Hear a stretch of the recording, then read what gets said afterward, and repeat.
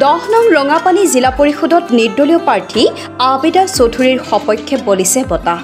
প্ৰায় 5,000 সমৰ্থকেৰে বাইক ৰেলীৰে নিৰ্বাচনী প্ৰচাৰ 10 নং ৰঙাপানী জিলা পৰিষদৰ নিৰ্দলীয় প্ৰাৰ্থী আবিদা চৌধুৰীৰ। স্বতঃস্ফূৰ্তভাৱে ওলাই আহিল হাজাৰ হাজাৰ সমৰ্থক। অভয়াপুৰীৰ পৰা নাছিৰ উদ্দিনৰ ৰিপৰ্টাৰ লাইভ অসম। 10 নং ৰঙাপানী জিলা পৰিষদ সমষ্টিৰ পৰা নিৰ্দলীয় ৰাইজৰ সমৰ্থনৰ নিৰ্দলীয় প্ৰাৰ্থী হৈ ৰাইজৰ সন্মুখত আহিছে। আজি আমাৰ বাইক ৰেলী কাৰ্যসূচী প্ৰচাৰ কাৰ্যসূচী আছিল।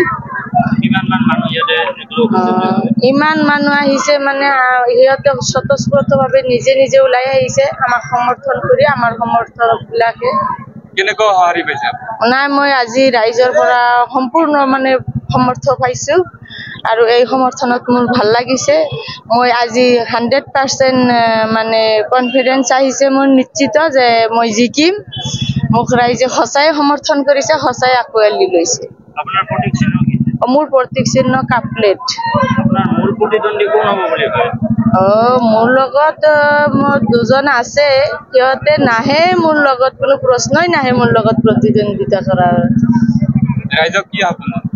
ৰাইজক মই এইটোৱে আহ্বান জনাম, আজি সিহঁতে যেনেকৈ স্বতঃস্ফূৰ্তভাৱে মোৰ সমৰ্থনৰ ওলাই আহিছে, অহা 7 তাৰিখত তেওঁলোকৰ মহামূল্য ভোটবিলাক মোৰ কাপলেটৰ ছবিত দি মোক এনেদৰে বিপুল ভোটত জয়যুক্ত কৰিব বুলি ৰাইজৰ পৰা আশীৰ্বাদ বিচাৰিছো।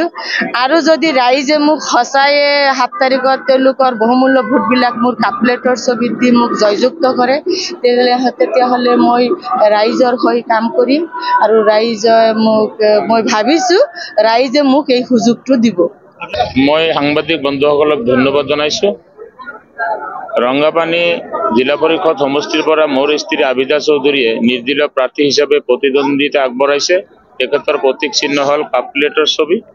আৰু আজিৰ দিনটোত আমাৰ মটৰচাইকেল ৰেলী কাৰ্যসূচী আছিল আৰু অগণন যুৱক বন্ধুসকল মোৰ স্ত্ৰী আবিদাৰ সমৰ্থনত স্বতঃস্ফূৰ্তভাৱে ওলাই আহিছে। গতিকে তেওঁলোকৰ যি মানুহৰ যিটো সমৰ্থন আৰু মোৰ স্ত্ৰীৰ প্ৰতি যিটো তেওঁলোকৰ মানে স্বতঃস্ফূৰ্ত যিটো আগমন, ইয়াৰ পৰা আমি আজি নিশ্চিত হৈছোঁ যে আমি বিপুল ভোটত জয়ী হ'ম। আৰু যি দুজন মানুহ আমাৰ প্ৰতিদ্বন্দ্বী হৈ আছে তেওঁলোক হয়তো প্ৰতিদ্বন্দ্বীৰ নামতহে, কিন্তু তেওঁলোক আমাৰ ওচৰত আহিব নোৱাৰিব বুলি আমি নিশ্চিত হৈ গৈছোঁ। গতিকে আজি অগণন মানুহ, প্ৰায় 5,000ৰো অধিক সমৰ্থক যুৱক বন্ধুসকল আমাৰ কাৰণে বাইক ৰেলীত সহযোগ কৰি আছে।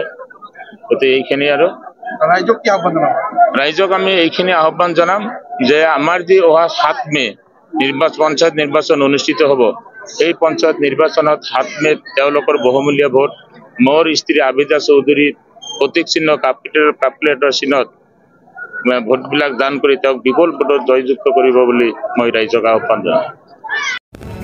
Reporter live.